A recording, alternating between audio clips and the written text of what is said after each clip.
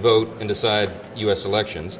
It's already in federal law, but there's no mechanism currently to ensure that that law is always followed, and this measure, the SAVE Act, will help make sure that is true. We passed the No Rogue Rulings Act, which, as you know, will limit the ability of activist, liberal, in this case federal judges, to issue injunctions that will stop a president's policies nationwide. That has been wildly abused against President Trump, and the Congress had an obligation and responsibility, I think, to step in and make sure that we bring that under control. We also repealed some very damaging Biden-era regulations again this week, and we'll continue that work. But the big news today, of course, is that we passed the budget resolution. We adopted the Senate's amendments to the resolution, holding in place all of the commitments and the instructions, the guidelines that the House originally enacted. And that was a big step, because that will allow us now to move forward, to have our committees actually drafting the One Big Beautiful Bill. There's a lot of work ahead of us, and we're really excited about that. In November, the American people delivered unified government to the Republican Party. They returned President Donald J. Trump to the White House. They gave us control of the House and the Senate, and we are going to make good by that. We have a big responsibility. In the budget reconciliation bill, the reason we call it the One Big Beautiful Bill, everybody in this crowd of journalists knows that all the components that will be in that. We're talking about ensuring that the border is secure, having the resources that are necessary to do that. We're talking about getting the American economy going again by reducing regulations. We're talking about restoring peace through strength and making sure we have the measures in place to properly fund those priorities. We have a lot of things, American energy dominance, all the components that will make things better for Americans, drive down the cost of living, and get our economy really going again. And of course, not the least of which, the big components of the One Big Beautiful Bill is to ensure that we don't have the largest tax increase in U.S. history all at once, which is what would happen at the end of this year if we didn't accomplish this mission, because the Tax Cuts and Jobs Act, the tax cuts from the first Trump administration, as we know, would expire. So a big day for us. We will now get the committees operating on all cylinders. They'll be working over the 2-week district work period that encompasses Passover and Easter. They'll take a couple of days off for those holy celebrations, and then keep their sleeves rolled up and get right back to work.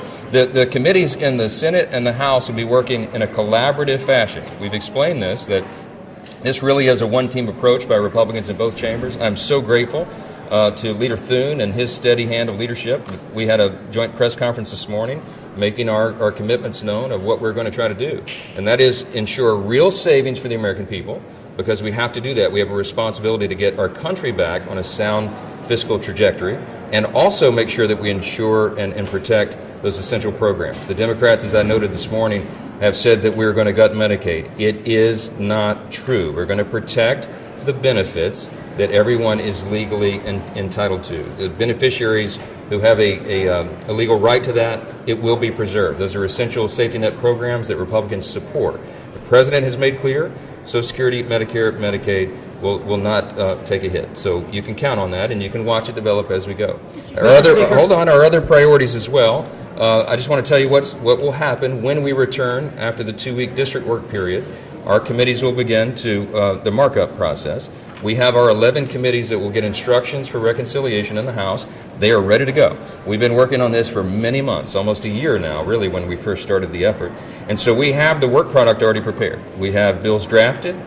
Most of them have been scored already.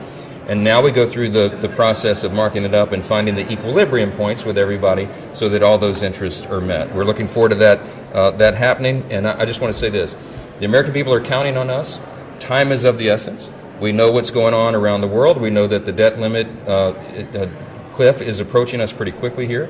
We know that markets have been a little unstable. They want to know that Congress is on the job, and I'm here to tell you that we are. The Article I branch of this government, that the U.S. House of Representatives and the U.S. Senate are going to do our job, and we are going to provide stability, and we're going to send this message to all of our allies and friends around the world, and to our adversaries as well, that America is back, and the America First agenda will be enacted. President Trump's promises will be fulfilled, and we're really excited that today we took a big step in getting that done. Mr. Speaker, what changed between last night and this morning? What closed the deal? Look, we're in a deliberative body, and we did a lot of work leading up to this moment, of course, for many months. But sometimes there are pressure release valves you have to allow people to do. Everybody's human around here. There's lots of different interests. We have 220 people in the Republican conference, and they have a lot of different ideas. They represent a lot of different districts, and sometimes when the pressure gets turned up, people need to release that. So that's what I do. I allow them to do that. We take thoughtful discussion and deliberation. Sometimes we do it out in open. Sometimes we do it in closed meetings. But we had that until late last night. I did more of it this morning. I want to compliment our president, President Trump, who is always engaged with us and available and accessible. He didn't have to call a single member to wrangle anybody on this thing. He allowed me the space to do what I need to do, and we got the votes together, and we reaffirmed our commitments. It's real. We want to find real savings. We have an obligation to do that. But we also have to protect these essential programs. We can and will do both, and you're going to see that in the next few weeks. Mr. Speaker. How do you ensure that this tug of war with hardliners doesn't derail the process in the next coming months? Look, everyone that you would describe as a hardliner, people who were in the room last night, are there in good faith. These are my closest friends, colleagues. All of us. We're one big team, and their intention is good. They're in good faith. They want to make sure, because they believe we have a responsibility, as I do, to make sure that the national debt and our deficits that we've been running around here for too long are turned back on a different trajectory. And I use the analogy all the time. It's effectively like a giant aircraft carrier, and you don't turn an aircraft carrier on a dime. It takes miles of open ocean. But we have a responsibility, and we have a once-in-a-lifetime opportunity with this reconciliation measure before us to make a real turn in that aircraft carrier. And we're very serious about it. And so the colleagues that were in the conversations up to past midnight last night just wanted assurances that we're really, really going to do that, and we are. But we're going to do it in a way that doesn't unduly affect or harm any beneficiary of a public program that's available to them. So you'll see that. Can you give some areas of spending cuts you're looking at? Because you said you've been working on this for a while, so you must know where you're going to cut. Yeah, we have big menus of options and items in 11 different committees of jurisdiction, and one of the big ones is energy and commerce, because they have such a broad jurisdiction, and that's where you'll be looking at, Medicaid, for example, which is the thing that the Democrats are trying to frankly lie to the American people about. No one has talked about cutting one benefit in Medicaid to anyone who's duly owed. What we've talked about is returning work requirements. So, for example, you don't have able-bodied young men on a program that's designed for single mothers and the elderly and disabled. They're draining resources from people who are actually do that. So if you clean that up and shore it up, you save a lot of money, and you return the dignity of work to young men who need to be out working instead of playing video games all day. We have a lot of fraud, waste, and abuse in Medicaid. Just one tiny example. The estimate is $51 billion a year in Medicaid is lost to fraud. That's unconscionable. We now have, with the DOGE efforts and with new algorithms and with new oversight responsibilities and opportunities, we have ability to carve that out. We have a responsibility to do it. That estimate by some people, some estimates say that is very low. It's actually much higher than that. So we're going to go through, carve out, find these savings, low-hanging fruit, and examples like that. There's a lot of it in the federal government. Look, we have a $36 trillion federal debt right now.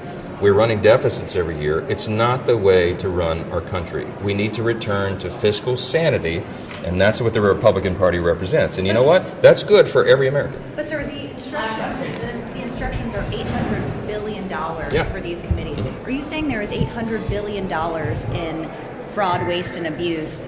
I'm saying that programs. the categories of fraud, waste, and abuse, in addition to the other areas that we've been looking at for almost a year now, that we can find well more than $800 billion in savings, and we will. And that's what we committed to. Very quickly, sir, on the markets, because the markets are down 1,300 points, and you talked about, sending them a strong signal that Congress is doing its work. Obviously, we saw the president put the pause on his tariffs. Yep. Does he need to just end them, scrap them at this point, to give the markets more certainty? I'm delighted to let the president make the decisions on that. He and I spoke yesterday about the spike in the stock market after the pause, and I think he recognized the moment was right to do it, and that seems to be a great decision. So we're going to let him do that. I'm going to do my job over here, but I do hope and believe that the vote today is a very strong signal to the markets, to investors, job creators, entrepreneurs, the people that make the economy run, that the Congress is going to get us on sound footing. And you can count on that, and you can bet on it, and you ought to I think today would be a great day to buy stocks. Can you still pass this bill by Memorial Day, sir? Was the vote today the easiest in this whole process?